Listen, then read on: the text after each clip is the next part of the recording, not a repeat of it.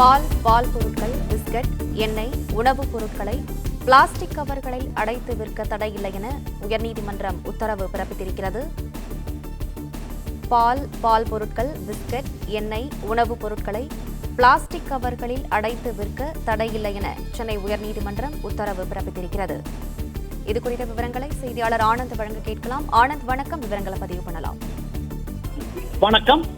பால் மற்றும் பால் பொருட்கள், பிஸ்கட், எண்ணெய், உணவுப் பொருட்கள் உள்ளிட்டவைகளை பிளாஸ்டிக் கவரில் அடைத்து விற்க தடையில்லை என சென்னை உயர்நீதிமன்றம் உத்தரவிட்டிருக்கிறது.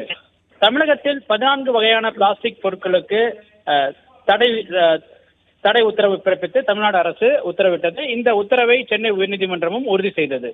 இந்த உத்தரவை மறு ஆய்வு செய்ய வேண்டும் என கோரி தமிழ்நாடு, புதுச்சேரி பிளாஸ்டிக் உற்பத்தியாளர்கள் சங்கம் தாக்கல் செய்த அந்த மனுக்கள் நீதிபதிகள் வைத்தியநாதன் மற்றும் PT ஆஷா ஆகியோருடைய அமர்வில் விசாரணைக்கு வந்தது. இந்த நிலையில் அன்றாடம் பயன்படுத்தக்கூடிய உணவுப் பொருட்களான அரிசி, பருப்பு, சர்க்கரை, பால் உள்ளிட்ட பொருட்களை பிளாஸ்டிக் கவர்களில் அடைத்து விற்பதற்கு விதிவிலக்கு அளிக்கப்பட்டு இருந்தது.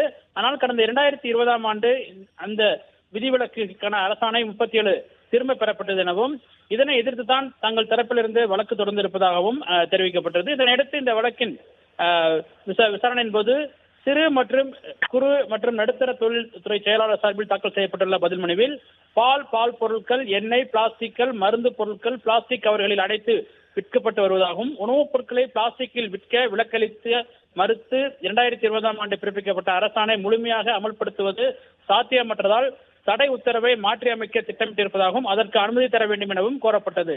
மேலும் பிளாஸ்டிக் தயாரிப்பாளர் சங்கம் தரப்பில் ஆஜரான வழக்கறிஞர் நர்மதா சம்பத் அன்றாடம் பயன்படுத்தக்கூடிய பொருட்களை பிளாஸ்டிக் கவர்களில் பேக்கிங்கில் செய்து விற்பதை தடை செய்வது சாத்தியமில்லை என்பதால் அது விதிவிலக்கு அளிக்கப்பட்டதை தொடர வேண்டும் எனவும் கேட்டுக்கொண்டார். தகவல்களுக்கு நன்றி ஆனந்த்.